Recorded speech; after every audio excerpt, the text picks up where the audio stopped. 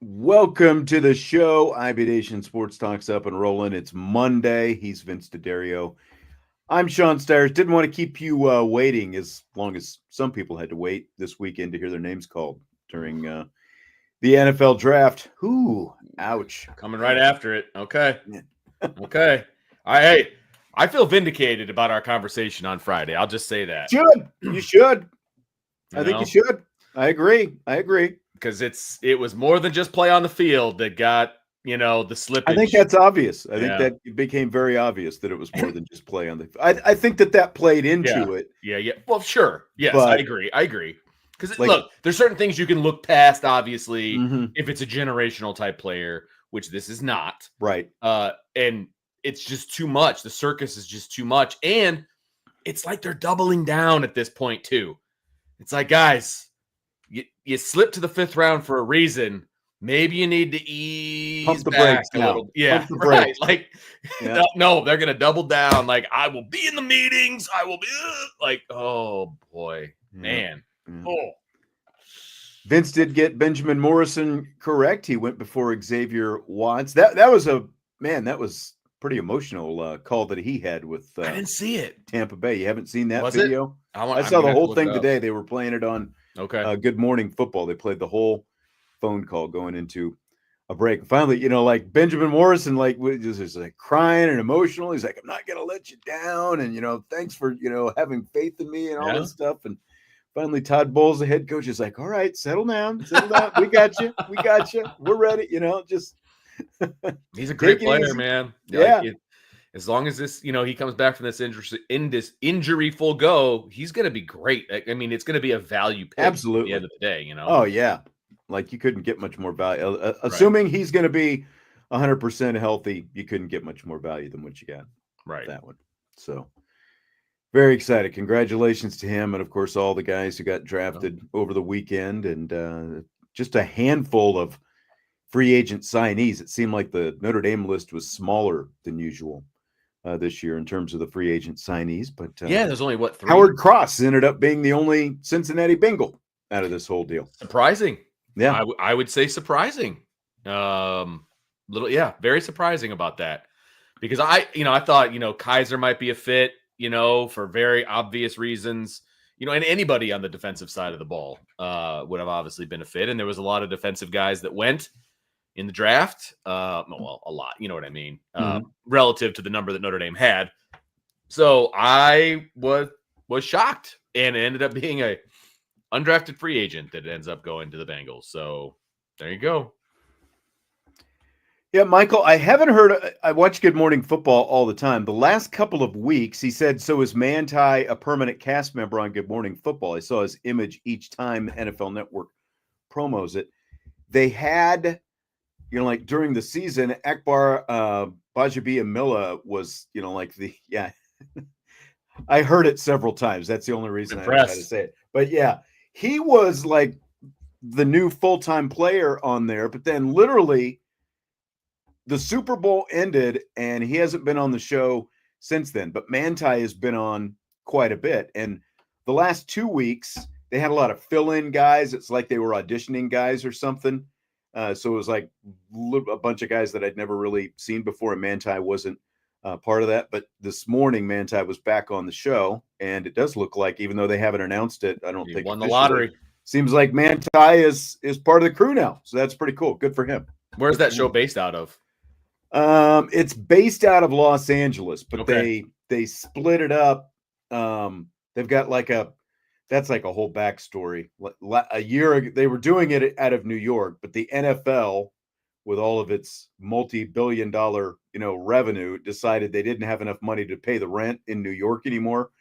So they're like, well, we've got this NFL Network studio out in Los Angeles. So they moved the show to Los Angeles. I see. But Kyle Brandt, in the meantime, still gets to do the show remotely from New York. So, gotcha. Well, because I was under the impression that Manti was still living in Hawaii, but there's a very good chance he could have moved to the LA area, which would make sense. Yeah, he was. I think he was vacationing actually back home in Hawaii. Okay, gotcha. What I saw. Okay, that makes sense then. So, I mean, I know he's a West Coast guy, and right, that it's not surprising that that's where he's raising his family, all that fun stuff. So yeah. All right, so what we're going to do today is rank the top 20 players, top 20 offensive players. Yes. On the Notre Dame football roster. Which is harder than you think, by the way. It is. I got down to about 12. I think you can get to 12 really easily, and then you have to start thinking a little bit more about who's going to be on that after that. I got to about 12, and it's like, which way do I go from here? And I have a I'm not going to even get into it. I'm ready. I got 20 guys written down, and I'm very interested to see how they mesh up with your 20 guys. Okay, so what we're going to do, Vince and I are going to do this ranking. We're going to go back and forth. So Vince will say number 1. I'll give the number 2 player. Vince will go 3. I'll go 4, and so on. So that's how we're going to do it. We're not going to go ahead.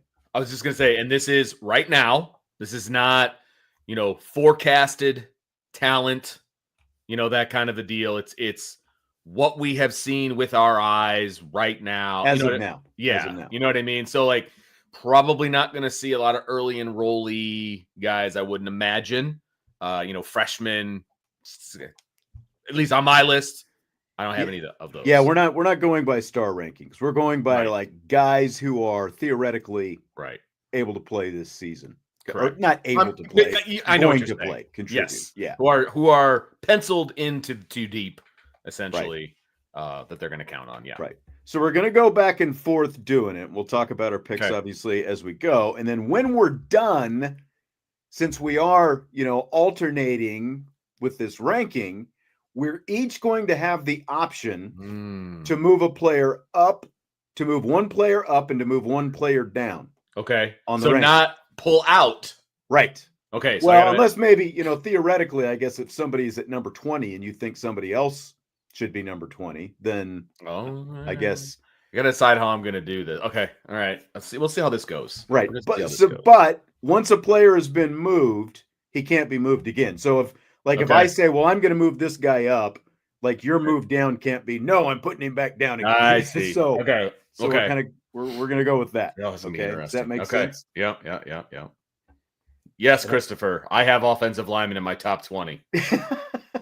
Yes. If we don't have them in the top 20, it's going to be a real long season. I mean, literally, I have more than just 5 offensive linemen in my top 20. I do too. I do too. And I feel like unless you're just going to have a bunch of receivers and the whole running back room in there, to get to 20, as Vince was saying, getting to 20 is a little bit harder than you think. Because when we were talking about this last night, I was like, well, do you think we can go to 20? And Vince is like, oh, yeah, sure. And so I was like, I think so too. Yeah. But then again, when you start putting down the list, things change a little bit. I've got 7. 7 offensive linemen. I think I've got at least 7 as well. Yeah, I've got 7. So just a spoiler alert. Might even have 8. I think I've got 8 actually. Ooh, okay. See? Yeah. So, I mean, I know our lists are going to be different. I know they're going to be different.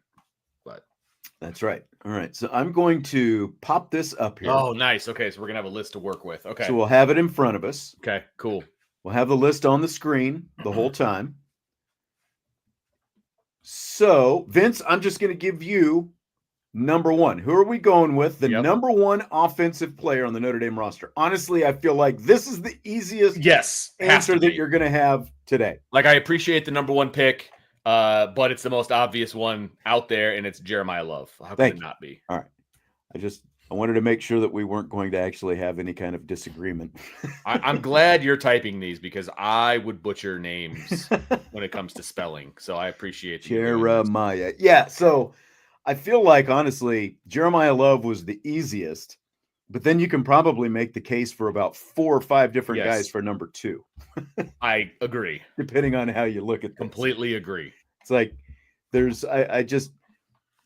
I'm glad that we were at least consensus. Let me ask you this. If we were doing the full team ranking, it wasn't just offense, would Jeremiah Love still be your answer for number 1? Yes. I think so too. My answer would be different at 2, though. I think so too. Yeah.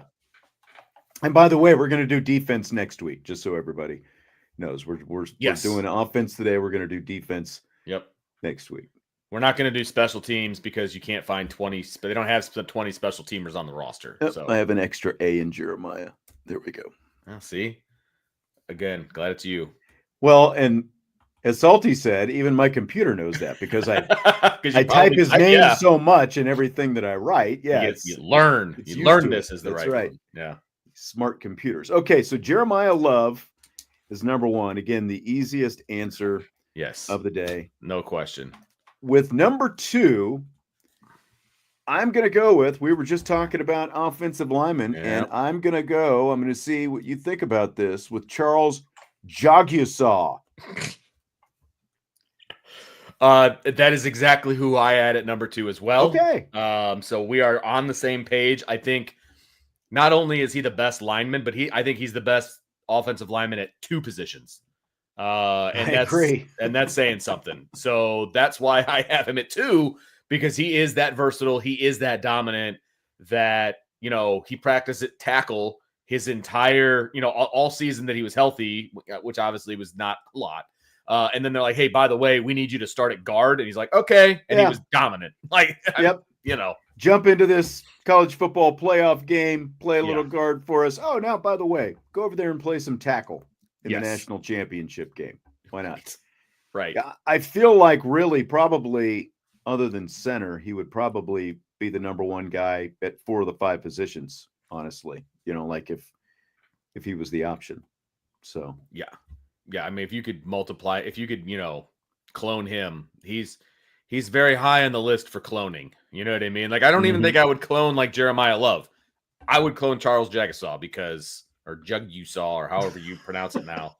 Well, I've heard it like 17 different ways. No, I know. According to the pronunciation guide that they gave us, let me grab it here real quick. All right. Because I've seen Jagusah, I've seen Jagusa, I've seen Jagusah, which I think is the accurate way to do it these days. I think it's Jagusah. I think that's what it's supposed to be, correct?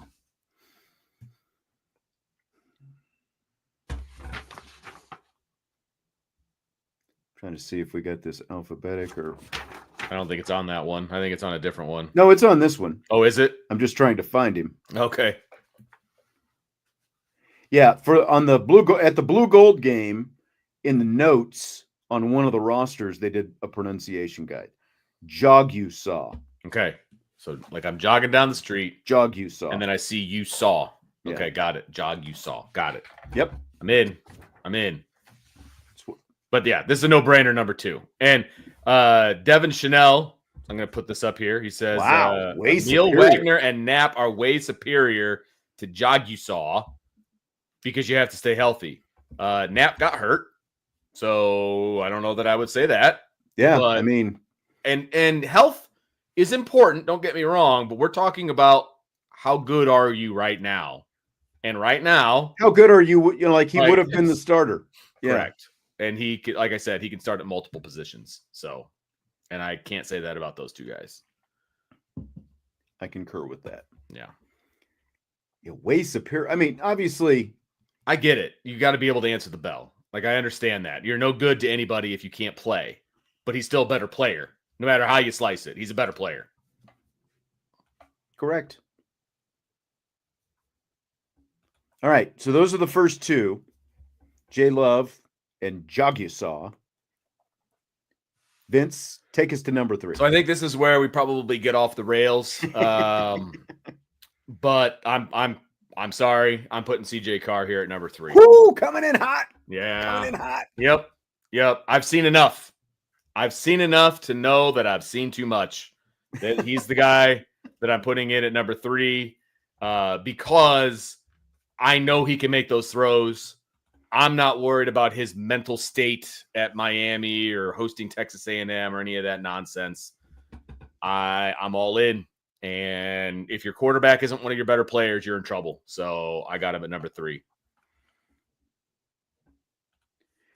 Yeah, honestly, I had a hard time trying to decide where exactly I was going to put CJ Carr because I mean, we all feel like he's really good, but we haven't seen him in a real game yet either, So it's like there's a big difference, obviously. But this might be a little bit higher than I ultimately would have put him, but I can't say that I didn't give any consideration to putting CJ Carr at number 3, because it's kind of like the NFL draft the other day, like they were saying, once you got out of the top 10, you had a slew, like 20 or 30 guys who were all, not that far off in terms of talent. And I think there's definitely a case for CJ Carr to be here in this spot at number 3. And I realize it's a little high. Yeah, I mean, I realize you can make a case it's too high, and I have no problem with that. But like I said, if this team is who we think they are, they're going to have to, like, the quarterback's not just going to be along for the ride. You know what I mean? It's not going to be that kind of a situation. He's going to be making plays. And I think he has every opportunity to make said plays.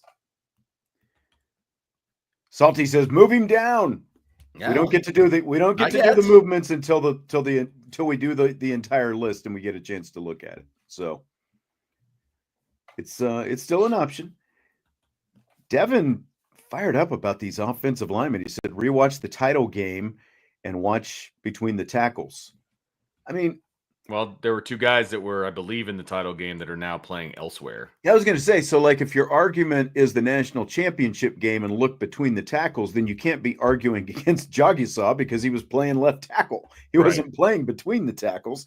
And, the point that you tried to make is you have to be healthy to be included. Well, Anthony Knapp wasn't playing in that game either. So yeah, who are we looking at? I feel like we're not making the argument that we think we are here, but we're going to let that go. Yeah. I appreciate your love for Knapp. He will not be a top 5 pick. Put it on the board. So it's not going to happen. He's not going to be a top 5 pick. Yeah, this is my point. Knapp was out for that game. That's my point. That's what I just said. Knapp wasn't playing in that game, but you were trying to say before that you have to be healthy to be. Oh, yeah. And you said the problem was between the tackles. Right. I mean, those guys aren't at Notre Dame anymore. 2 of those guys are gone. Yeah. Because they probably were going to get passed up in the offseason. There's a reason they left. Okay, so we've got our top 3. I have to come up with number 4, and I feel really good about this one. I think at least one other person is going to feel really good you're going about this one. The great one. Here we go. Hey. Typing it up. Jaden Greathouse, number 4 on my list. Honestly, I feel like this could be a scooch too high, but at the same time, what he showed in the semifinal and the national championship game, if that's the Jaden Greathouse we're getting, and I feel like even though we didn't see, just like a guy who was dominating, like in that same fashion during spring, but what we did see in the spring is like Jaden Greathouse is different. Like other guys are catching balls and Jaden Greathouse is out there attacking the football. Yeah. And looking to make plays with it. So I feel pretty confident in him. I had him a touch lower, but he was still my top 10. Okay. But he wasn't as high as 4. But it wasn't far off. You know what I mean? Like I mean, I can tell you where I had him. I had him at number 7. Okay. So not far off. But any receiver that we put on here is going to be dependent on who's throwing them the football, which there enhances the number 3 spot for CJ Carr. That's where I'm at. I agree with Joe. Just needs a quarterback that can throw it. And no problem with that. I think he can really be an animal this year. Just a flat out alpha dog animal. Yeah, I get it. Well, I'm going to jump right into number 5 here with who I think will be another alpha dog. Okay. But he has yet to put on a Notre Dame helmet, and that's Malachi Fields. And honestly, I debated my biggest debate was, do I put Fields first or Greathouse, in terms of the 2 receivers. So like I had them tomato right next to each other. Yeah. Exactly. I had Fields at 4 on my list, and I had Greathouse at 7. But like I said, I think they're both going to be alpha dogs on this team, and it really helps to have two. So I'm totally fine with that. And then you sprinkle a little phase on, and I think your receiving core is going to be pretty stinking good. So I'm fine with this order. And you know what? I'm fine giving the nod to the guy that's been here at Notre Dame too, who has actually caught balls from whatever quarterback is going to be. So I'm fine with having Greathouse over Field. You know what I mean? Like I'm fine with it. But that's just how I did it on my quick list that I put together. So yeah. And there's actually in rapid fire today something interesting that came up about Malachi Fields over the weekend. That we're going to talk about. So nice. I actually forgot to email Vince the rundown today, so he has no idea what's coming today. So it's going to be even more interesting. It's going to be fun than usual. Okay, so we got wide receivers back to back, Greathouse and Fields. I'm going to go back to the offensive line. Okay. And I'm going to go with Mr. Dependable. Wow. Right tackle, Emil Wagner. That one feels high to me. But he's available. He's steady Eddie. He did everything he was supposed to do last year. I see it. I see where you're at. I don't really have a huge issue with it. I had him at 9. So top 10. I had him at 9. But yeah, he's steady. He's steady. I've got a feeling, based on what you're saying, we might be doing some moving. We might when this is all said and done. I feel like moving guys might be a slap in the face, and I don't want. That's not how I want that to be. You know what I mean? But I just felt like when I looked at spots 3 through probably 10 or 11, like where you're going to slot them, it was pretty hard. Yeah. Honestly. What would make this guy better than this guy? And I just feel like, again, Emil Wagner played the most snaps of anybody last season. And that means more than Riley Leonard as well. He was out there. He was durable. He was dependable. Now, what did he play perfect at right tackle? No, he didn't. But at the same time, I've said this before, who was probably the one offensive lineman we didn't say anything about all season long. Long. And that's a compliment. And that's what you want in an offensive lineman, a guy that you don't have to say anything about, right? Sure. So, yep. That's why I ultimately ended up putting Wagner up as high as I did. I get it. I get it. I think Devin should be happy about that, because I think that that's his argument on the Wagner train earlier. As long as you're healthy, you're better than everybody else who ever gets an injury. So that's the argument. All right. This is where I dip into the 2 deep. And I am putting Mr. Price right here at number 7. Had a feeling. And honestly, my internal debate was, do I put Price ahead of Wagner? Sure. And I went with Wagner ultimately. But again, you're not going to, see me complaining about Jadarian and Price. I officially had him at 5. And I think, what is he at 7 now? Because I keep switching windows. So we have officially at 7. So 5, 7, like he still would start on almost every single college football team in America except Notre Dame. You know what I mean? And if you put both of them on the field at the same time, you're in pretty good shape too. So he's going to be an integral part in what Notre Dame wants to do offensively this season. And I think, but just by watching what Penn State did last year with their running back room, I think Jadarian Price's,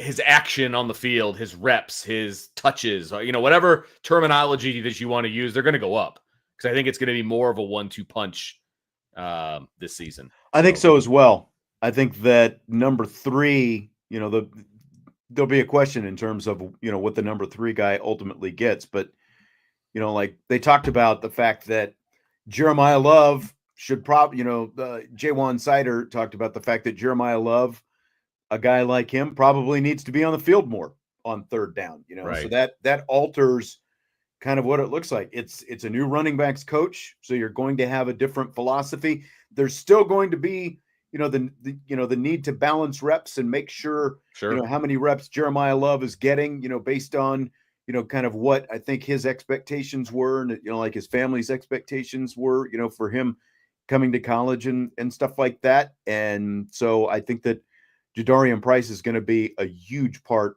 of the offense once again. And to your point, an even bigger part than he was last year. Yep. Agreed. All right. You're up at number 8. I mean, it's pretty nice when you've got two guys who are home run threats every time they touch the ball. 100%. Coming out of the same backfield. Okay. So you went Price, and I just saw the case. I'm going to go.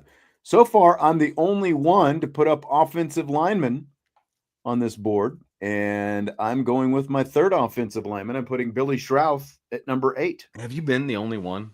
I have. It's just the way it works, man. Just the way the cookie crumbles, because I had Billy Schrauth at number 6 for me. And I had Jagasaw at 2, Schrauth at 6, Wagner at 9. So, yeah, man, I'm all about Billy Schrauth. He's one of my favorites. So he is right behind Jagasaw.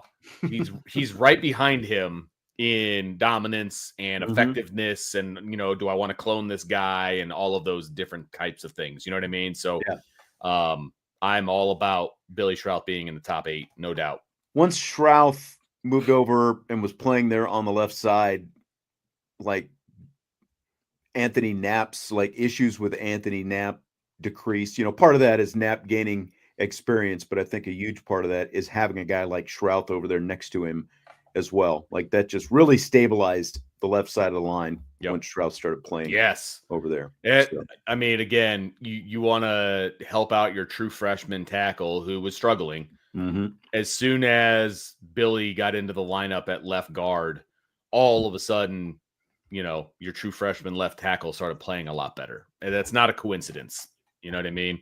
Yep. And the first game was a little bit rough, but once they kind of started to know each other and learn each other, I mean, the left side became pretty darn good. So big fan of Billy. Big fan. I concur. And I've seen some people sort of making their nominations for who should come next. Number 9 on this list. Who are you going to go with? So once I give my 9th, I will have my top 9 spoken for, believe it or not. It's just a kind of a roundabout fashion. Oh, right? Really? So everybody on this list is in your top 9 or because in your top 8. The guy I'm about to give is my number 8 player. Okay. Because I said Wagner was my number 9. Jordan Faison. Jordan Faison belongs in this spot. I think that he's an underrated player, but at the same time, people love him. So I don't know if he's underrated. You know what I mean? Maybe he's underrated nationally, but I don't think he's underrated with Notre Dame people. I think that if a lot of attention is going to be on Fields and Greathouse this year, I think Jordan Faison has an opportunity to clean up. Feast. He can feast. I really do. I think he's knocking on the door of a very, very good season. So Jordan Faison at 9 for me. DK wants you to show a kicker some love. I'm sure he does. Well, we're not ranking special teams players, so I'm sure he does. Thought about it. No, but I agree on Jordan Faison. I think that all 3 of those guys are going to have we could see just an aerial attack like we haven't seen in a long time. Let's just put it that way. Yes, between the guy who's going to be throwing him the football and who we think is going to be throwing him the football, and the weapons that he's going to have at his disposal. Yep. So where are we going from here, Sean Stires? Where do we go? Where do we go now? So we're going to go with this guy. Okay. Where did you have Kenny Minchie? I put him in here at number 10. I had him at 12. Okay. And the reason I had him at 12 is I forgot about him for a minute. I had my GM in the passenger seat as we were driving, and I was coming up with names off the top of my head, and he was typing them in, right? And so I was just going down the list, and I was like, oh, crap, Minchie, put him in. And that was at 12. So I have zero problem with him at 10. Zero problem with him at 10. I think there's a case for him to be a little bit higher, but to me, he's a little bit more like incomplete than CJ Carr. Yes. CJ Carr is to me more the total package, and that's why we're leaning in that direction with Carr, being the guy ultimately. And again, Vince has him up there at number 3 on this list. But I mean, like, you're talking about a lot of guys who have already started and seen significant time who are ranked between Carr and Minchie on this list. So absolutely, for sure. Again, like where exactly you were going to put Kenny Minchie, he's got to be on the list. I mean, and exactly. He definitely, again, he could start at a lot of different schools in college football. Power for, contending schools. And I would have no problem with that, right? And pretty much any year besides this year, I would have no problem with Kenny Minchie being the starting quarterback at Notre Dame. Yeah. You know what I mean? And it just so happens there's a buzzsaw that's going to be a sophomore. And yeah, I have no problem with him at 10. I think he's got a boatload of talent. And I do hope, and this isn't an everybody gets a medal kind of a situation. I do think they could have an advantage at quarterback if he has a package for short yardage and some things like that. I think they could do some things with him that would enhance the offense. For sure. Okay, Vince. So that gets us 1 through 10. Jeremiah Love, Charles Jagusaw, CJ Carr, Jaden Greathouse, Malachi Fields, Emil Wagner, Jadarian Price, Billy Shrouth, Jordan Faison, and Kenny Minchie. Now is where things really get interesting. I think getting out of the top 10 and into the second 10 on this top 20 list of offensive players. So who is your number 11? So this is a bit of a projection, but he's also a starter. So this is where I have Eli Raridan. Ooh, it's exactly who I would have gone with next. Yes. It was down to 2 guys for me. It was 2 guys for me at this spot. I'm interested to see if you don't pick him at 12, I'm definitely going to pick him at 13. But I feel like Eli, he's just scratching the surface. There was a lot of question marks about who he was going to be this year. He's had all the injury history, and when you're injured, apparently you're worthless. So, but he's back. He's healthy. We've seen him with his speed. We've seen him with his hands. We've seen him break tackles. I am hoping that he can make it. He made it through last year uninjured, obviously. This year, hopefully, he can, he's nipped the injury bug in the butt, and he will be fine this year. And I think he's going to make some waves. So I like Eli Raridan here. I think so, too. And I think that if Eli Raridan would have been healthy this past year, he probably could have been a little bit higher on this list, as it is, if he would have been completely healthy, is what I'm saying. I mean, he was around finish the whole season, but yeah, he was still kind of getting there. It felt like getting his legs back underneath him and all that kind of stuff. So but that screen pass he took during the Jersey scrimmage, I mean, was impressive. And I think he's got good hands. Like, I feel very good about Eli here. So. I do too. Again, now is where it gets a little bit more difficult. It definitely does. Trying to piece together exactly where we've got some of these different guys. I've been Mr. Offensive Lineman so far, but I'm going to go in a different direction here. I'm not going to go with an offensive lineman, and I am going to stay in the backfield. Oh. And I've got Aeneas Williams. Okay. At number 12. What do you think about that one? It's a little high for me, but the kid's got talent, man. And if it wasn't for Aeneas Williams, there's games that Notre Dame doesn't win. I'll just say it, right? I mean, he was a great third down back for Notre Dame. I'm nervous for what his role could possibly be on this team this year. I know. Because I just don't know. And I think he's going to get some of his snaps eaten up by Love and Price. And I don't think that's going to make him very happy. But he's uber talented. So what does that look like? But I had him at 17. He's on my list. Oh, wow. Okay. He's just not quite that high. So I've got him considerably higher than what you've got. Yes, you do. Yeah. I just feel like, we've only seen flashes of him. obviously, and then watching him and kind of, seeing the way like he came, like the level of fitness that he had this spring, like he had chiseled himself a little bit more. Yeah. And like, like in the blue gold game, it just felt like maybe he was, trying a little too hard with every opportunity that he got, to maybe try to make an impression, because of what you're talking about, because, like the role could be reduced to some extent this year. But like the guy has got so much talent. Again, we just saw little flashes of it, especially toward the end of last season. I mean, I actually contemplated putting another running back on this list at some point. But I thought going 4 running backs might be a little much. I don't know if you did or not, but Aeneas is my 3rd running back, and that's where I stopped with the running back room. So just putting that out there. Ray says we're going to cry if CJ doesn't win QB number 1. I'm not going to cry. Really. He's not my son. Like I would be shocked if it doesn't happen, but I'm not going to cry. Like no, because if he's not the quarterback, then that means Kenny Minchie beat him out. Right. Let's go. Like I don't really have a dog in the fight. I think CJ Carr is the better quarterback, so I expect him to be the starter.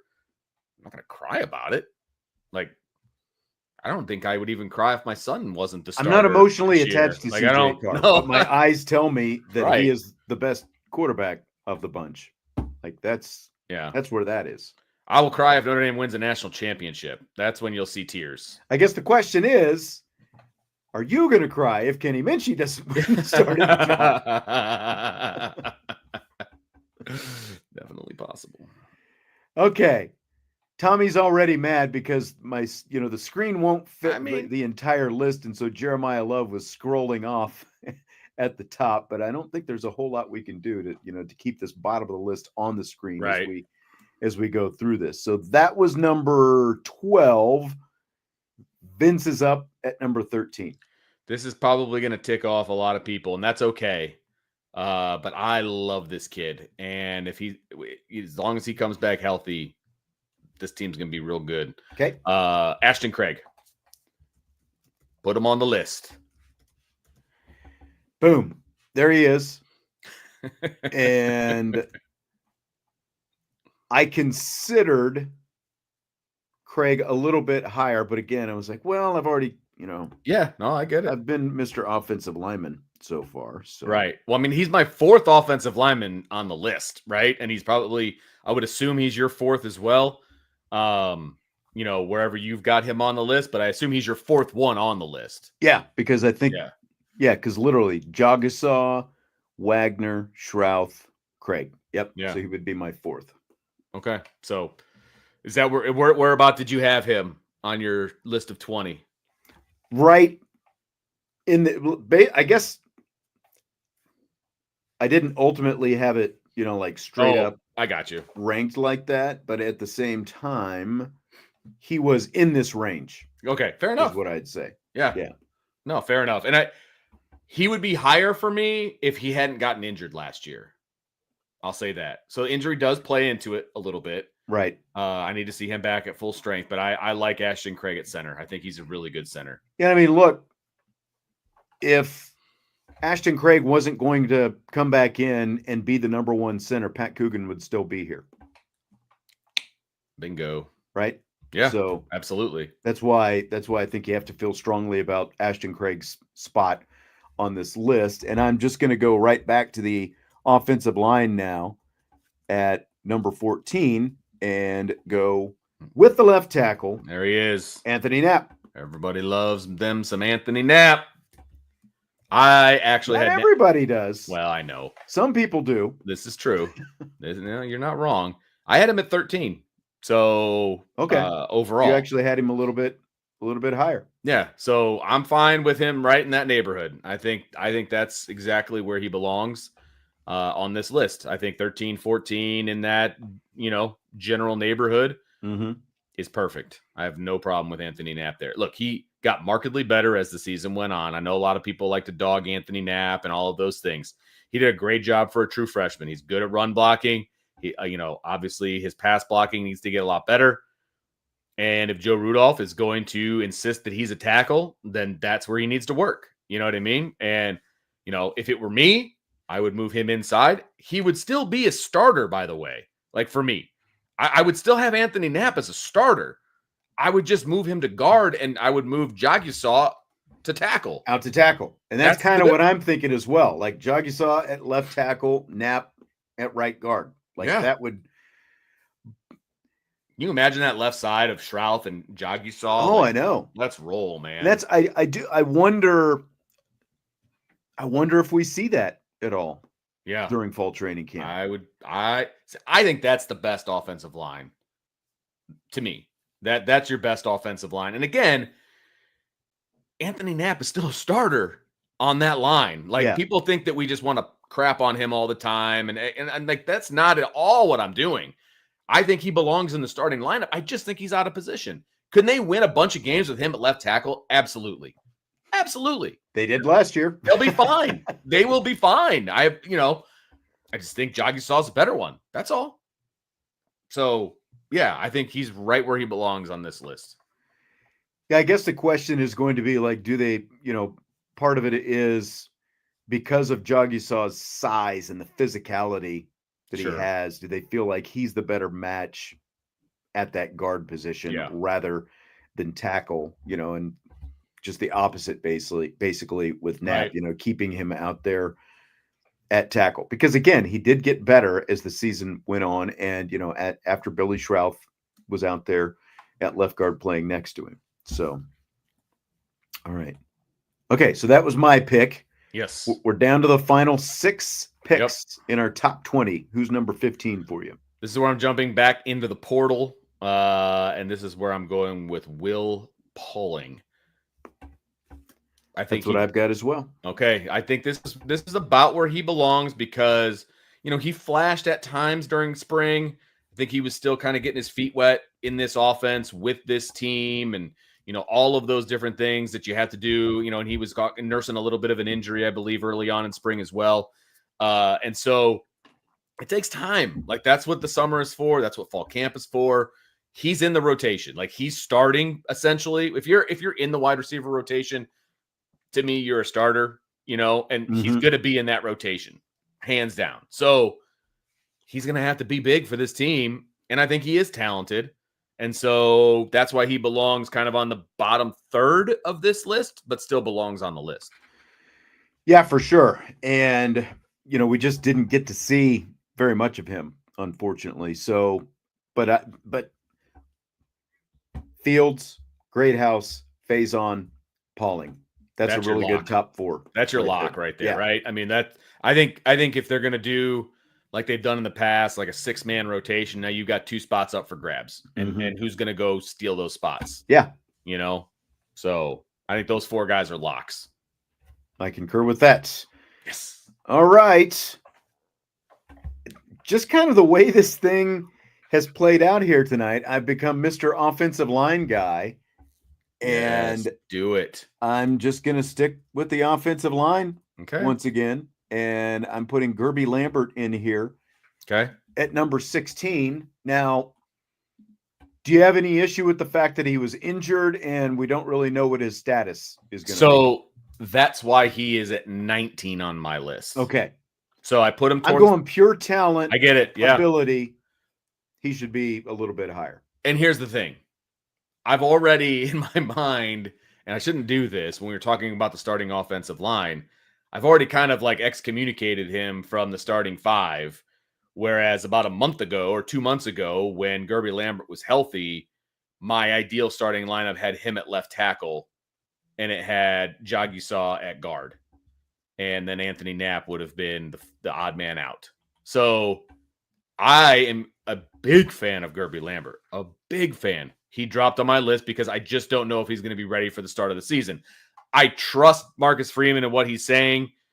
There's a little gray area there as to when he's actually going to be ready. And with the injury that he had, his biggest thing to me is, the weight room. He's got to get in there. He's got to get his upper body strength and all that. And you can't really do a whole lot of that when it's a shoulder injury. So that just gives me a little bit of pause. So he's on my list. He's just slightly lower than where you have him. So DK asks, if Freeman said he was good to go in the fall. He basically said he's working his way toward trying to be a full go this summer, So like we don't know, like maybe there are setbacks, any of that kind of stuff. But again, like where he was before the injury this spring, I feel good about Lambert. So again, I feel like that's why he's at least got to be in the top 20. And again, you're going to put him, in this range, basically, a little bit low, he's not a top 10 guy. He's not a top 15 guy, but I think he's in this range here. Yep. And I think he could be. It's just the injury does affect my thinking on where he's at right now. So that's all. So it's only 3 spots difference, which that's nominal, And we have 4 spots remaining. Yes, CNEP says Cam Williams has to be on the list. Does he have to be on the list? Does he have to be on the list? You will see as we fill out these final 4 spots.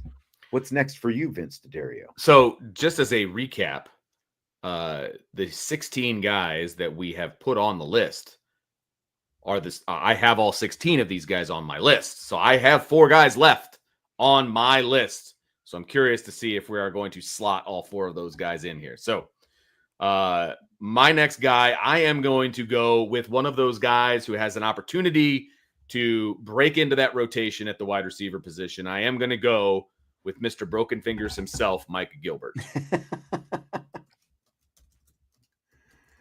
So I had Gilbert on my list, and honestly, it was a little bit tough, because like we didn't get to see much of Gilbert this spring because of the broken finger. We got to see more of Cam Williams. He was out there. He was part of the rotation. Yes, he was. But not consistent. Not very consistent. And then you also had like a young early enrollee like Elijah Burris who was out there and had some highlights out there this spring. So trying to figure out like where these younger receivers stack up who haven't really made a name. Like it was fairly difficult for me, but I did ultimately end up with Gilbert on the list. Okay. Yeah, I take it you probably had him a little bit lower. Yeah, I had him at the tail end. I had him at number 20. Okay. I just, it's going to be interesting because, we said if there is a 6-man rotation, who's going to get those last 2 spots. And, right now, if we're placing bets on who's going to get those 2 spots, I would say Micah Gilbert is probably next in line at number 5. If I had to make a wager, if you will. And that 6th spot to me is absolutely wide open. Mm-hmm. It's just absolutely wide open with a Cam Williams, with a KK Smith, with a Burris. Like I think all 3 of those guys could make a case, for that final 6th spot. So we'll see. Yeah, we'll see. So who you got at 18? Everybody's bidding here for who they think is going to be. Yeah, they are. Stymie, you're going to be disappointed, my guy. Yeah. Tyler Buckner's not going to end up on this list. It's not, unfortunately for you. Well, just the way things have turned out, Vince has come up with all these skill position guys. And I've been you're Mr. Offensive Line. I've been Mr. Offensive Line during this whole thing, and I'm plugging in Sullivan Absher at number 18. Because based on what we saw from him, both in the blue goal, like he's played some center, he's played some guard, he's even played a little bit of tackle from time to time. I feel like he is definitely one of the top 7 or 8 offensive linemen on the roster right now. So I'm plugging him in here. Guess where I have him on my list? 18. Yeah, right at 18. Nice. So that you nailed that one, knocked that one out of the park. I'm all about that. I think, right now he's probably that 6th man, and I think he's that 6th man for literally every single position. And so I have no problem with him being here. He has proven himself to be, I think, at least in the spring so far, a very valuable piece to this offensive line and what they want to do. So he absolutely belongs on this list for sure. We've got 2 spots left, Vince. I'm really curious to see what you're going to do because we each have one. You've got pick number 19. Yeah. I've got pick number 20. So here's the thing. So I was struggling at this point when I was putting together my list. And, DK kind of stole the thunder a little bit. I put Noah Burnett at number 20. You're actually going to go with a kicker on offense. He scores points, but he's a special teams player. We're talking about actual offensive players here. I get it, but if without a kicker, there's games you're not going to win. Just saying. So I did have him at 20, but we're at 19. We're at 19. So okay. I'm okay with it. I just, like I said, I was struggling at this point because now you're dipping into, the third or fourth, second string offensive lineman. You're dipping into the 6, 7, 8, wide receiver. Where should you go? This is freaking Notre Dame. And so I went with the second tight end. I'm going Cooper Flanagan. Okay. That's where I went.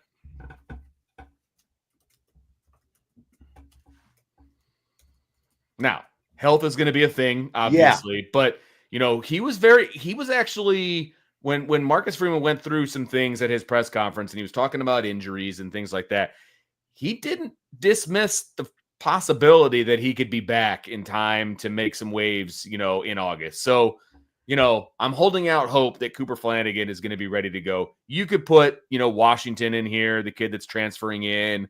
I just feel like at Notre Dame, you got to have the second tight end in here somewhere. Okay. There's going to be some 2 tight end sets that they're going to be going to. So you're going to have to count on a second guy. No, that's very true. And again, these spots, it's tough, man. It was kind of like flipping coins because it really is. As you said, the tight end room is just so different right now. And it's mostly because of all the injuries. I mean, Bauman's been hurt. Raridan's been hurt. Flanagan's been hurt, So you've got all these guys, at different stages of recovery and injuries and everything else. So, yeah, I mean, when he's fully healthy, Flanagan definitely deserves to be there. So I think he deserves it. I think he deserves it. And he's at the bottom. I think if he was fully healthy, he might actually even be a little higher on the list for me, because I think Cooper Flanagan's a really good tight end. And I think he'd be battling depending on what you wanted for your first tight end. Again, Eli Raridan has earned the spot. Okay. I don't want anybody to think otherwise. He's earned that starting spot, but it'd be a nice little 1-2 punch between those two guys if he's fully healthy. And that's just a big if right now, but that's why he's towards the bottom of the list for me. Now, the 20th spot, Sean, is obviously going to be somebody I don't have on my list, because my 20th spot went to a kicker. So okay, that's true. I didn't think about it. But everybody else, 19 up, you were overruled. You were overruled on the kick. I mean, that's fine. That's literally. There are, I think, 4 or 5 guys you can make a case for. I agree. This number 20 spot. I think there's a case for Keydron Young, the number 4 running back at this spot. There's a case for Styles Prescott, which would be the 8th offensive lineman on this list if we go with Styles Prescott among the top 20. But let's face it, they recruit really well. They develop really well at offensive line. So I think, it would be deserved.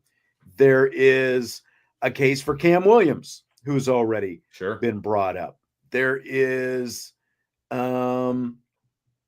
also a case for Elijah Burris, I think, who we saw in the spring. If you were sitting there looking at any of those guys, would you have a problem if any of those 4 guys? No, not really. Maybe Prescott I would push back on a little bit, because I think he's just a tier down from kind of the 7 guys that we have. Yeah. I think you can make a case for any of the wide receivers, that we kind of talked about already, because that 6th spot is wide open, like we said. So I wouldn't push back on you at all for any wide receiver that you put there. A potential 2-way player. Who are we talking about? Who would be the 2-way player, Christopher? I'm struggling to. That's a legitimate question. I really am curious as to who the 2-way player is that we are referring to. Yeah. But I think, like I said, you can make a case for any of the wide receivers. You could absolutely make a case for Keydron Young. I just don't know how much clock the fourth running back is going to get. Right. And like DK says he'd have Kedron around 15. And realistically, I think he's got that kind of talent. But to Vince's point, we're going to see 6 or 7 wide receivers regularly. I don't know how much we're going to see the number 4 running back. Right. That's the thing. That's tough. Yeah. That's tough. Yep. Go Irish Nate says, what has Cam shown? Williams has at least shown that, again, this is spring, so the rosters are smaller, and like you didn't have Malachi Fields in, but at the very least, Williams has shown that he is in that top 6 on the rotation because we saw him out there, in those 1s and 2s units out there, yes, at the scrimmage and at the blue and gold game. So at the very least, because of the fact that he's been out there, he has shown that the coach is thinking enough of him that he is, part of that rotation. And KK Smith, was in there as well. But again, the thing that I think knocks Williams is the fact that he, of those guys who we saw, has definitely been the most inconsistent of all of them, which is why I've got to go again. I've got to go with my eyes. There we go. And I have got to go with the guy who my eyes saw making plays. And I've got to go with Elijah Burris. Yeah. Number 20. I think maybe he has the inside track at that 6th spot right now.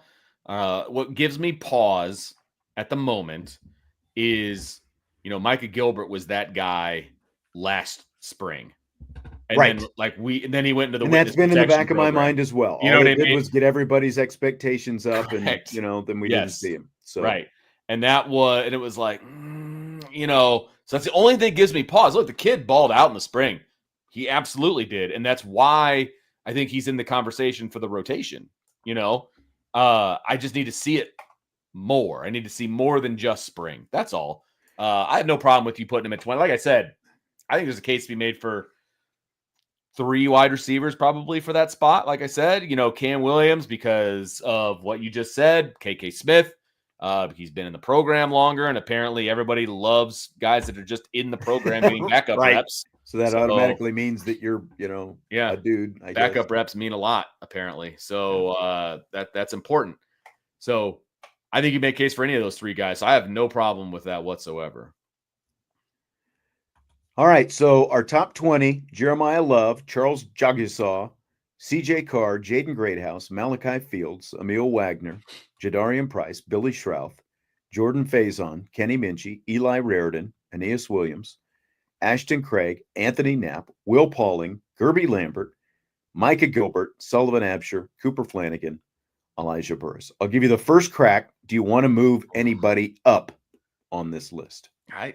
I don't really want to move anybody anywhere. I was trying to think of who I would move up, and I can't really think of anybody that I would move up because there's literal tiers here. I know. And I think everybody is tiered right around where they should be. And that's kind of how I did my list once I got outside of that top 10, like the second, even before the top 10, it was more tiers than straight up, straight 1 through 20 type. And can you make an argument like somebody should be 7 instead of 6 or something, something along those lines? Like, okay, but that's splitting hairs. I don't want to move anybody. I think we put this list together. I'm happy with it. I feel pretty good about it. Yeah. I feel pretty good about it. That's our offensive list, and we're sticking to it. I love it right now. Yep. I love it. I think it's a legit list. And let me tell you, you take this list and you go back in time and you're like, check out the top 20 offensive players that Notre Dame has. And I think there would be an awful lot of Notre Dame teams that would be like, trade me. You know what I mean? Like this has the possibility of being a really good offense. A really good offense. It's exciting. Yep, that's for sure. That is for sure. So offense today, that's our top 20. And what we're going to do is next week, we're going to do the defensive top 20. And I haven't even started thinking about what the defense is going to look like. Oh, Brian NY just showed up. So Brian, he said he just showed up. What's the list for? We ranked the top 20 offensive players on the roster, Brian. So that was the list. Yep. We ranked the top 20, and it's up there on the screen. You can see it right there. We just ripped through it and read it off, and I'll kind of scroll up a little bit so you can see number 20 there. So actually, let me see. If I change the font size, will all of it... Can you squeeze them all in? Get on the... Will it all make it to the screen? Let's see.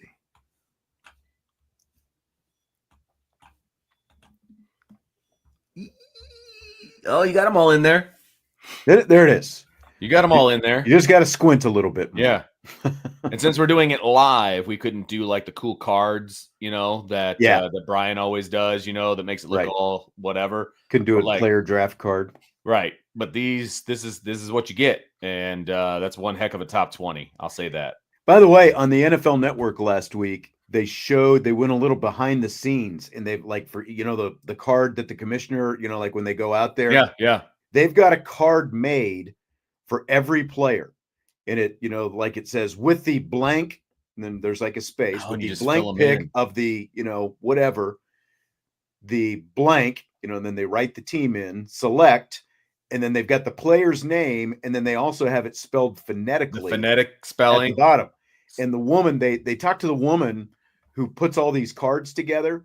She went to the NFL Combine and got out her phone. Okay. And went up to every player and said, say your name for me, so that she knew, how to spell it phonetically and the whole thing. And so before the commissioner or anybody who makes the picks go out there, they've obviously got it spelled phonetically, but she also, I think, can play it for them so they can hear it and the whole thing so that they say the names right when they get out there on stage. It was pretty cool to kind of see them, go through that. They have butchered names in the past. Yes, they have. So I'm glad that they're taking the extra step to make sure that they're actually pronouncing names correctly on the biggest day of their lives. I would concur with that. And Beefeater, I want to throw this out here. He says, is Jagisaw eligible for the 26 or 27 draft? I thought 27, but CBS Sports has him going to the Bears in the first round. In their 26 way too early draft, they also said J Love is not a first round pick. He is available for the 26 draft because he's going to be a junior in 25, and you only have to be out of high school for 3 years. And so he will be eligible. Whether he goes or not is another conversation. And whoever said that Jeremiah Love is not a first round pick doesn't know football. Somebody said that? He said that they said Jeremiah Love's not a first round pick. Wow. The way too early draft that I saw that Sean and I were discussing. Zip it. Zip it. My bad. Teaser. Okay. Teaser. My bad. I got it. I get it. Hey, we need topics. I get it. Because what I'm about to get to here. Are you ready for rapid fire? Oh, well, yes, I'm absolutely ready for rapid fire. Okay. This will come up. This will come up in rapid fire. That's why I didn't want you to fair enough. Just blow it all out before we even get there.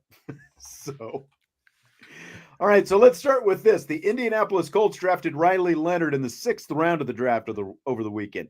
Here's the write-up The Athletic had about Leonard going to the Colts. Quote, Leonard won't wow anyone with his athleticism, but he does offer some dual threat capabilities that fall in line with what most teams desire in a quarterback these days. The 22-year-old likely won't see the field in 2025, but the idea is that he'll have time to develop into a legitimate backup or spot starter in the future. Leonard's toughness and leadership endured him to many coaches, including Colts coach Shane Steichen, who watched Leonard work out at Notre Dame's Pro Day. End quote. So, Vince, your thoughts on that assessment? I agree with the latter portion of the assessment, that coaches fell in love with his leadership and toughness and all of those things. His number one, outside of his leadership, right? Outside of the off the field stuff. His number one asset is his athleticism. Yes. Are you kidding me? What? How can you watch Riley Leonard? How can you watch anything Riley Leonard has done and say, well, he's not going to wow anyone with his athleticism? Are you kidding me? Oh my God. There was another person that when he was drafted said, well, he doesn't break tackles very well. or something like that. I saw that. What? Like, tell me you've never watched his film without telling me you've never watched his film. And I mean, I guess you could make an argument that he doesn't break tackles well, but maybe the reason is because he doesn't have that many tackles to break because he's running away from people most of the time because of the fact that he's a great athlete. You know, like this is literally a kid under-recruited out of Little Fairhope, Alabama, and was making plans to go play college basketball someplace.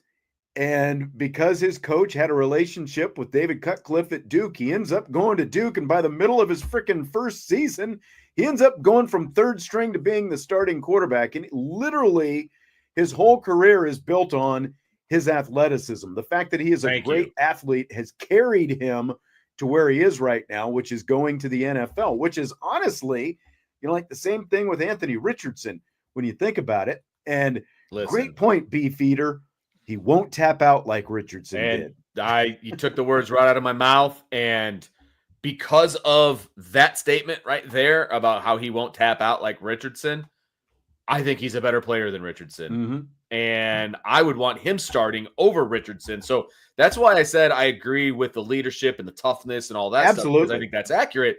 Yeah. But the fact that, well, he won't be playing in 25, I disagree. Has anybody ever watched Anthony Richardson and what he does?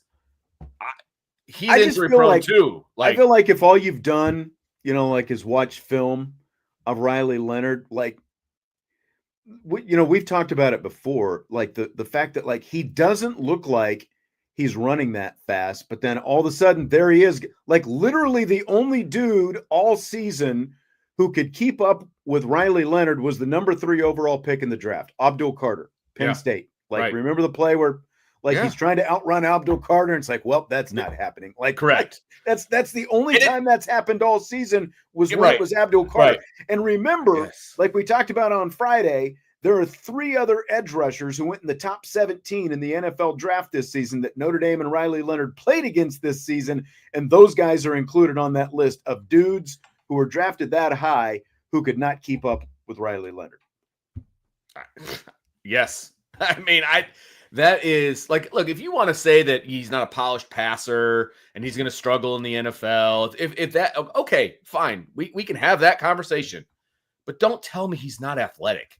Like that's why he's in the NFL. Right. Because he's an athlete. Like, and that's, I feel like these film guys just get fooled, but you know, because he is deceptive, you know, like with the way he is able to run and run away from people. It is a little bit deceptive, I think, unless you actually see it, you know, in person. I think you can be fooled by that a little bit. And obviously I think a lot of people I think are fooled by that. Honestly, Sean, I think that's fair, because when you're watching him in person, he tries to get that corner, right? Mm-hmm. And you're like, oh, this might not be great. And all of a sudden he beats these defenders to the corner and turns it upfield, and then does his like little stanky leg thing and leaves guys just hugging air. Right. I mean, you have to see it to appreciate it, I think. And I don't think it translates on film.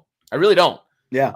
You have to see it. The other aspect of this is, and we talked about, you know, like he didn't run a 40 at the combine. He didn't do, you know, all of these different drills and stuff like that. I have no idea, you know, like what his thought process was in terms of why he ultimately decided not to do that. Like, I'm sure that he's, you know, worked just like everybody does, you know, with a draft trainer, you know, to get ready for all this stuff. I don't know if maybe, you know, like his numbers would have popped like I feel like they would have popped if he had done some of that stuff. But like, to me, it's always felt like if he had done that, if he had, you know, gone out there and thrown up like a 4.48 or, you know, like, you know, something like that in the 40 and, you know, tested really well in some of these different agilities and stuff like that, then again, like maybe that sways people a little bit, you know. But again, the other side of that is I have no idea what his times would have looked like. So, you know, like maybe he didn't feel like it would have been in his, you know, best interest to do that. I don't know. But I mean, we watched him actually play football, and we know the issues that Riley Leonard had, you know, as a passer, throwing the ball downfield. But because of the fact that he is such a great athlete, it obviously made up for all that stuff. And that's huge reason why Notre Dame played for a national championship. That and his toughness and competitiveness to go along with it. I am very curious to see what the Colts end up doing with him, because they signed Daniel Jones as a free agent. And so Riley Leonard's kind of slotted into that number 3 spot, right? Both Duke products, all of these different things. There's a lot of similarities, obviously, between him and Daniel Jones. And then you got, Richardson as the starter. I'm interested to see how that shakes out, to be perfectly honest with you, because nobody's going to work harder than Riley Leonard. You know what I mean? And Daniel Jones has a lot to prove. He's out, with everything that happened in New York and all. I get all of that too. So it is going to be interesting to me to see how that depth chart shakes out at quarterback.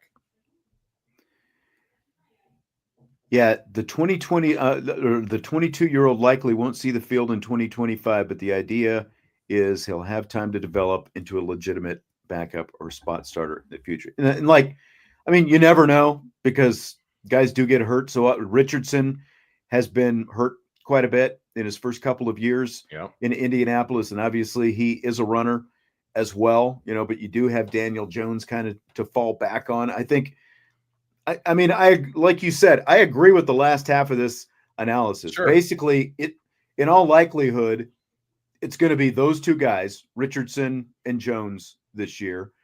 But if Riley Leonard, ends up being the number 3 quarterback and just gets to sit and watch and learn and all that kind of stuff, I think that next year maybe he, finds himself in a competition. Yeah. At least a competition to be the number 2 at the very least.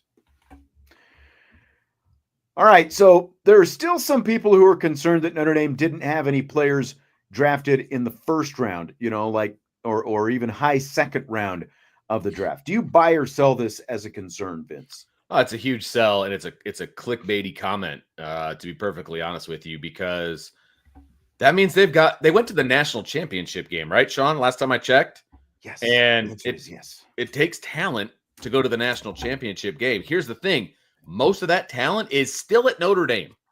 So if you are a draft nick and you enjoy watching Notre Dame players get drafted, you're really going to enjoy the next few NFL drafts, because there's going to be first rounders from Notre Dame in the next few drafts, and continuously until Marcus Freeman proves otherwise, that he can't recruit and he can't, get guys ready for the league.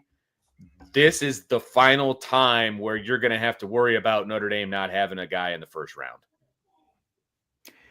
Absolutely. And just look at the roster. And as we touched on this a little bit on Friday, one, it's a testament to the coaching staff and their ability to develop, but it's also a testament to their ability to recruit, because, there, as we're going to talk about here in a minute, there are there's more than one guy who's going to have an opportunity to be a first round draft pick for Notre Dame a year from now. Correct. And there are even more who are going to be in that conversation 2 years from now, because all of the, the rising talent on this team, they're young guys, Charles Jagasaw as an example, all of the offensive linemen had the ability to return this year. They weren't losing anyone to the NFL. You had no draft eligible offensive linemen. So again, think about that. You're playing a championship game. You've got no draft eligible offensive linemen.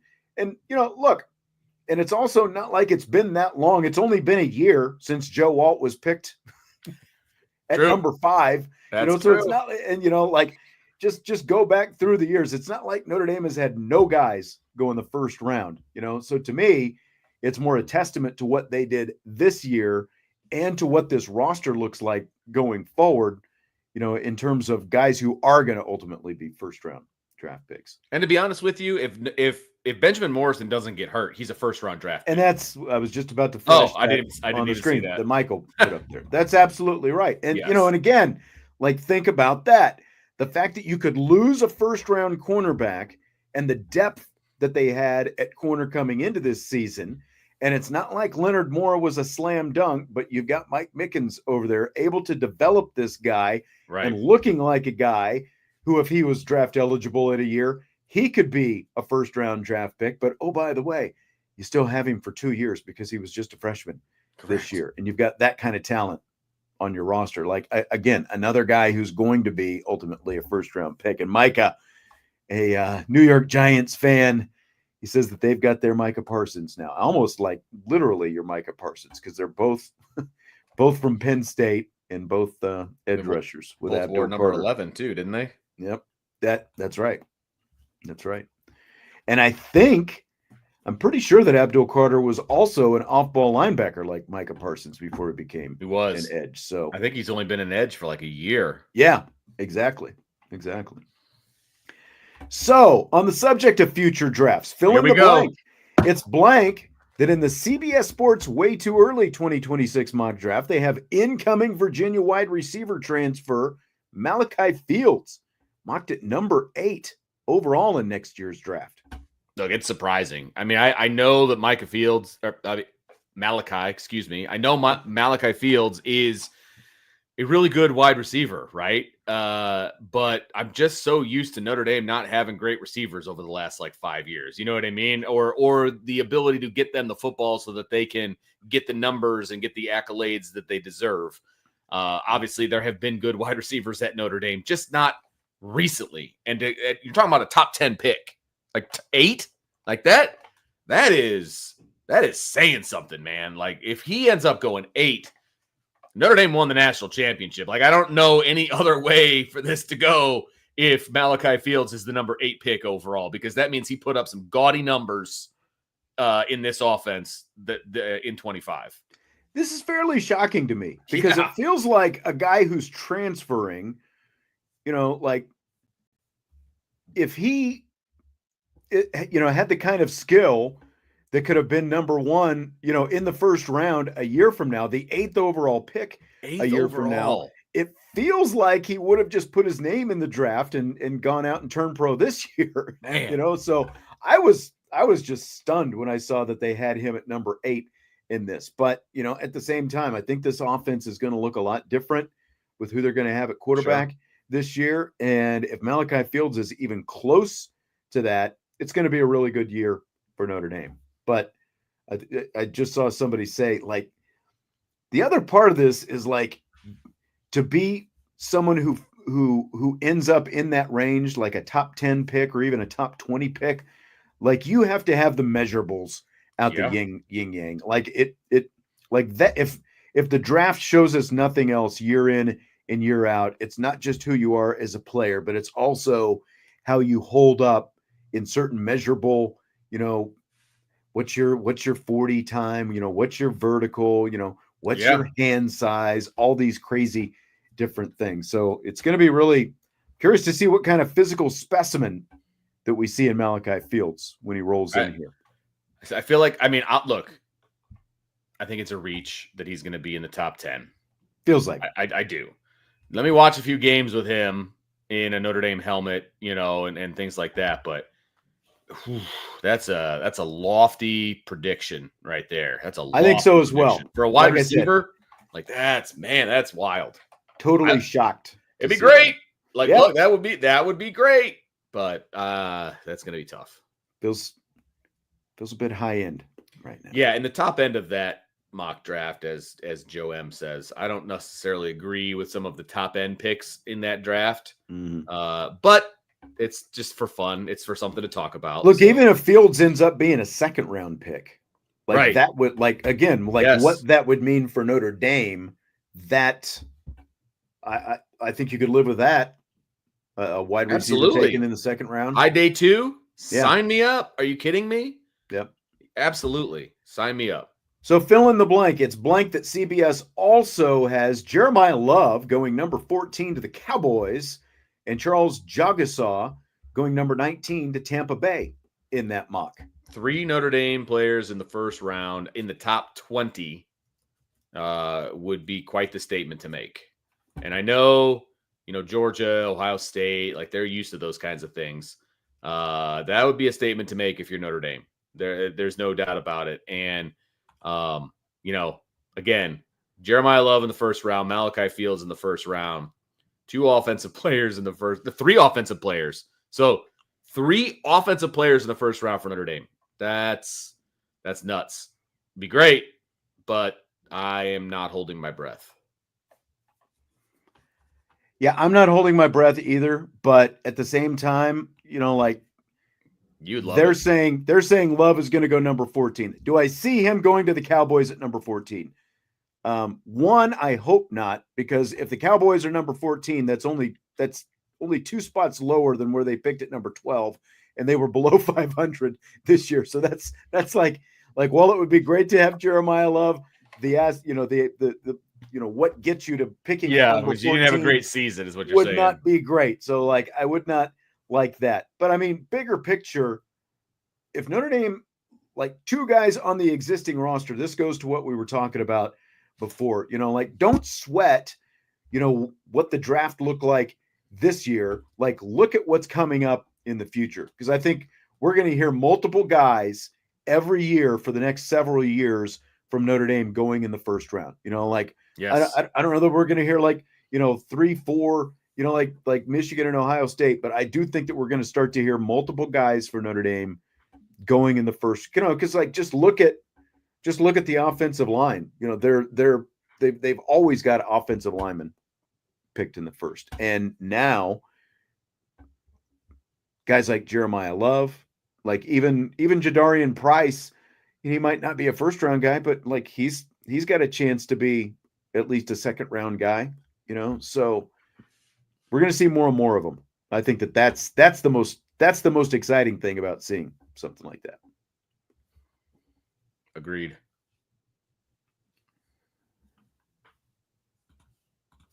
Beefeater says, honest question, is there really a 5-round difference between the Leonard who was throwing strikes to Greathouse and Cam Ward who quit during a bowl game? Where the 2 quarterbacks from the Natty went in the 6th round. Is there a 5-round difference? No, but there was on this weekend. I mean, it is what it is. Drafts are one thing, and I think quarterbacks generally at the top of the draft get overdrafted. Okay. I personally don't think I would like to build my franchise around Cam Ward. That's me. He was the consensus number 1 quarterback in the draft. Okay, fine. I think let's see what happens with second contracts. Let's see where things are at. I think that gap is a lot closer than it was, but that's the way people saw it. So, it is what it is. By the way, Cam Ward, the number 1 overall pick in this draft, ended up being the least talked about guy, I think. In this year's draft, as it all came out. It was just understood he was going to be the number 1 guy, and the consensus apparently, or whoever makes these rankings, the guy that they thought was the number 2 quarterback ended up being how many downs? 6 or 7? The 6th or 7th quarterback taken, something along those lines. Yeah, somewhere in that range. Yeah. We'll talk about that in a little bit, though. Decaf. I saw Tobias Merriweather back in the portal. Oh, really? Today. Yep. Apparently leaving Cal after 1 season. Yep. I thought he was doing pretty good early on. I think he got injured. Not 100% on that, but it's Cal football, so I'm pretty sure he did. I saw somebody posted there was a nice play, nice catch or something that he made in their spring game, or something like that. But yep. Fill in the blank. The fact that Alabama is 4-4 in its last 8 games against FBS opponents is blank. Whoa. That's surprising. That is a surprising stat. Look, Alabama is, if anybody thought that they were just going to pick up where they left off when Nick Saban walked out the door, then they were sadly mistaken. There was a lot of roster turnover, obviously, when you change the head coach. There was a lot of differences and things like that. It's going to take some time for them to be elite if they ever are elite again, which they will be. But will they be as consistently elite as they were under Nick Saban? I do not think so. So I think the talent has spread out much more. But 4-4 against FBS teams, that's not good. They need to be much better than that if they're going to be in the conversation. And I agree with the first part of what you're saying. I think that there was the thought that just because it's Alabama, Kalen DeBoer was going to go in there and be able to keep doing things at the same level that Nick Saban was able to do it, and there was all this outcry about they deserve to be in the playoff. Well, guess what? Just like the team that won the national championship, they lost to Michigan in their bowl game, So like that's one of the L's that they got hung on them at the end of the season. So I never thought it was going to be easy. And, let's also not forget that Vanderbilt is one of those 4 L's that they took. Vanderbilt, Tennessee, a mediocre Oklahoma team, and a mediocre Michigan team. That's who beat them. They got smoked by Oklahoma. Like they had every opportunity to make it into the playoff if they could just beat Oklahoma, and they couldn't do it. Yep. And it was ugly. Yep, exactly. Everything on the line. Dolly Madison, how about that? Big super chat. Woo! Appreciate that. Take that, Big Show. Let's go. Thanks, Dolly. So we're going to start doing something on the subject of Alabama. We're going to start doing something that I thought would be fun. Rather than just, like last summer, we, predicted the records of some of these different teams. Yes. This year, there we go. We're going to guess. We're going to look at the schedule. Okay. And we're going to try to guess what FanDuel has the over-under win total set for these teams. So you can look at the schedule. Don't look at FanDuel. I'm not. I got the schedule in front of me. Okay. So Alabama, we're going to go through the schedule, and we're going to try to guess, and don't anybody say it in the chat. You can make your guesses, but don't say it if you've seen it. So we're going to go through the schedule, and we're going to try to guess what they've got the over-under set for Alabama. Okay? So they open at Florida State. Then they host Louisiana Monroe. Then they host Wisconsin. Then they're at Georgia. They host Vanderbilt. At Missouri. Host Tennessee. At South Carolina. They host LSU. Host Oklahoma. Host Eastern Illinois. And at Auburn. Okay. I only have 5 guaranteed wins, I think, going through that. Okay. Now that's guaranteed. Yeah, right. I'm not saying that they're not going to, that they're going to lose. So I got you. So looking at that schedule, Vince, what do you think Alabama's over-under total is going to be? Based on that schedule, I think the over-under should be 9.5. You're going to go 9.5. I'm going to go 9.5. I think it's going to be 8.5. Wow. Okay, I haven't looked. Got my phone here. Holy cow. Yeah, I mean, I just think they're going to get a bump for just being Alabama. What do we got? You got it. 9.5. Yes. And I didn't cheat because I didn't even know what the questions were. I trust you. 9.5. And I think that kind of like you're saying, maybe because they're Alabama, they get that little bump there. But I like this game. I gave them Florida State. Okay. I gave them Louisiana Monroe. I gave them Wisconsin. Okay, so 3-0. But then, again, okay, now you go to Georgia. I'm not giving them that. No, God, no. Vanderbilt, I think I might have even given them that. So that's I would give that to them, yeah. At Missouri, I think was my 5th game. Yep. But then you've got Tennessee. Nope. At South Carolina. Maybe. LSU.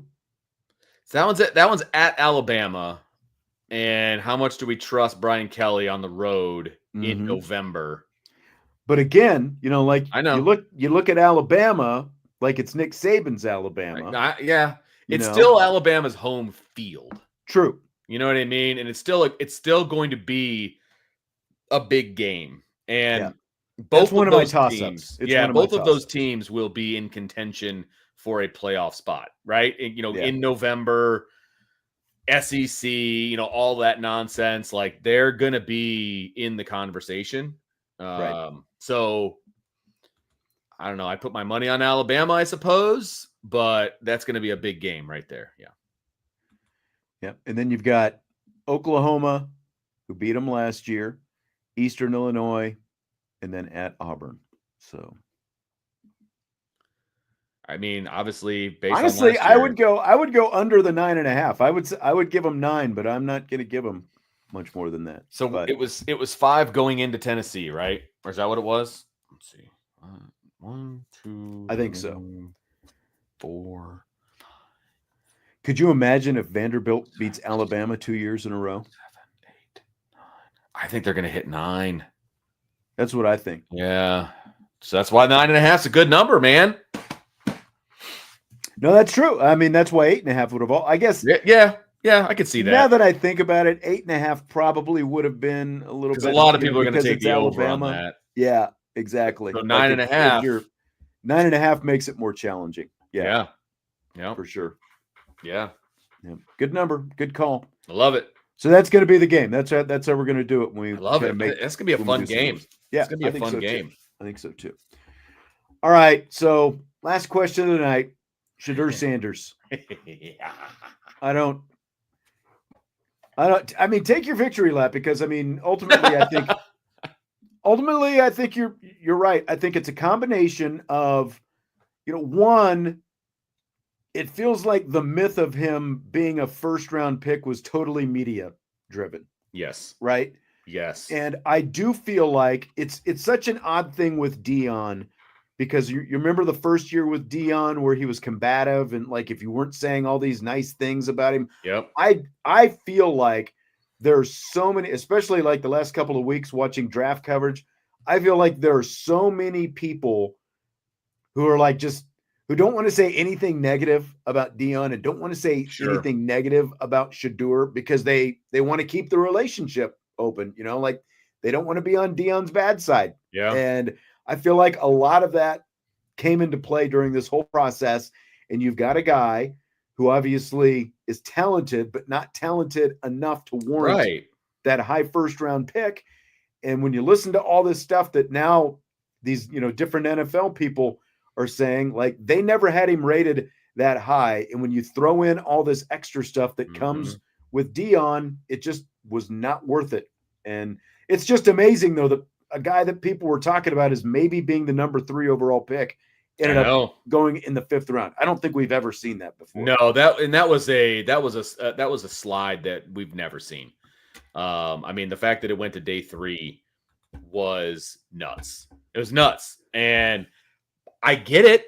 Like, I get it sitting here as me, you know what I mean? And who I would draft on my mythical team that I have no control over, obviously, because I don't own an NFL team, right? So, like, I understand where my pettiness comes into play, where I wouldn't want him on my team. But the fact that all 32 NFL teams had multiple picks and opportunities to bring him into the fold, and they decided, you know what? We're good. Yeah. And the fact that Cleveland also drafted other quarterbacks or another quarterback ahead of them. Like, I am surprised for sure, because regardless of what I thought about him as a player or as an off the field and all of those different things, I was still surprised he fell as far as he did. You know what I mean? So, yeah. But I think that,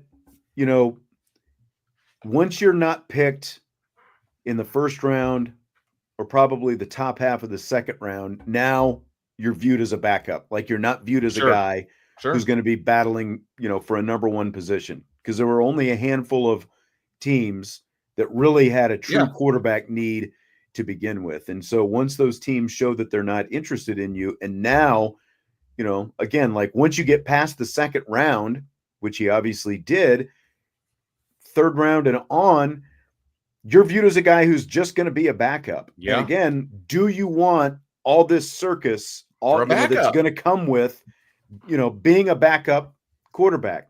Right. I think that played a huge factor once you got to that point. And then, like you watch the video of, Kevin Stefanski and the Browns general manager, Andrew Berry, when they make the pick, Berry's like, he's not showing any emotion. It feels like this pick was probably bestowed upon them by ownership for whatever reason. You know, like the owner said, you know, we're going to draft Shedeur Sanders, which is really interesting because, again, now you look at the Browns quarterback situation, which has always been so nuts to begin with. Oh, my goodness. And now you've got all these quarterbacks. Yeah.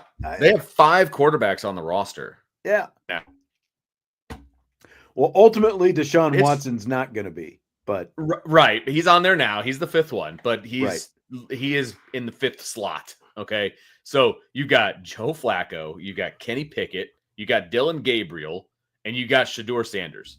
Shedeur Sanders is in the 4th slot right now. Yeah. And, you know, you've got Dion coming in for the meetings and how he's going to take a backseat to no quarterback and all of these different things, man. Like, I'll be honest with you. I would not be surprised if Cleveland was like, you know what? We're good. Yeah. We're going to cut you. Like, get out of mini camp. Yeah. You know what I mean? Like, exactly. I could really see it. I really could. And I do think Shedeur is a good person. Like, I don't really have an issue with him as a person. Everybody's like, well, he's never done anything with the law, blah, blah, blah, blah. I get it. But he has been told his entire life how good he is. Mm-hmm. And he believes it. And he doesn't stop talking about it.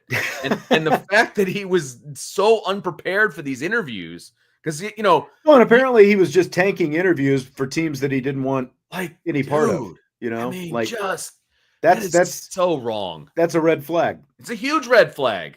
Yeah. It's a absolutely huge red flag. And Christopher says if his last name was anything other than Sanders, we wouldn't even be talking about it. To a degree, you're absolutely correct.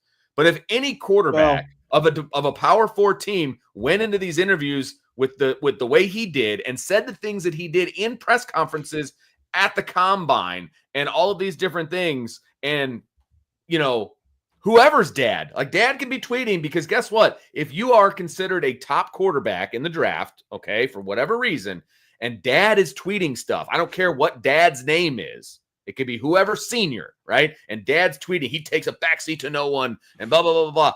People are going to find that and they're going to post it and they're going to put it out there. Is it going to get more traction because it's Dion? Absolutely. But any quarterback that takes the process as unseriously as it was taken, we're going to talk about it. Well, and any quarterback who is projected to go potentially number 3 overall and ends up sliding to the 5th round, you're going to talk about it. Like, absolutely. Brady Quinn only slid to the end of the 1st round, and, you know, like, that was a major thing. Like, remember when that happened? And Aaron Rodgers, when he slid. Aaron Rodgers, like, just sliding to the end of the 1st round as opposed to the top of the 1st round is a big thing. It's going to be talked about. But when you slide 5 rounds down, that's like, people are going to talk about it. This is a good point, Michael, because I heard this as well. Like, he and Cam Ward were working out together, and when you watch Cam Ward and Shedeur Sanders side by side, and like you have a literal comparison right there, doing the same things, it was night and day. Cam Ward was head and shoulders better. Yeah. I just, you know, if we're just talking football wise, he's a good quarterback. He's not a difference-making quarterback, in my opinion.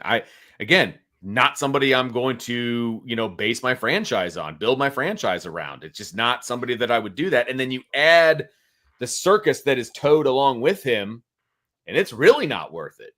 So I am surprised he slid as far as he did, but I think it was probably the right move. Ultimately, I think it was as well. Yeah. Yep. All right. Well, we're going to wrap it up with that. Good offensive player ranking to start the show. Yeah, that was fun. Yeah. I'm looking forward to defense. Do the defense next week. Yeah. And we'll have some more fun with that. Tomorrow, got a little guest on the show. Brian Higgins from ESPN in Syracuse is going to join me. So we'll get the Syracuse perspective. I see what you did there. Yeah. That's must-see TV right there. I think so as well. We'll get the Syracuse perspective on the Steve Angeli transfer. I want to hear, not that you need to ask my questions, but I want to hear what he thinks about the competition at quarterback and if there's going to be one. Like, what are your thoughts there, man? Like, I want to hear what the Syracuse people are saying, because I believe the other guy was like announced as the starter, and then they went and got Steve Angeli. So we're back to square one. Like what's going on? Yep. So for sure, that will come up. That will come up. All right. Smash that like button before you leave. We do appreciate you being here as always, and we will talk to you tomorrow on IB Nation Sports Talk.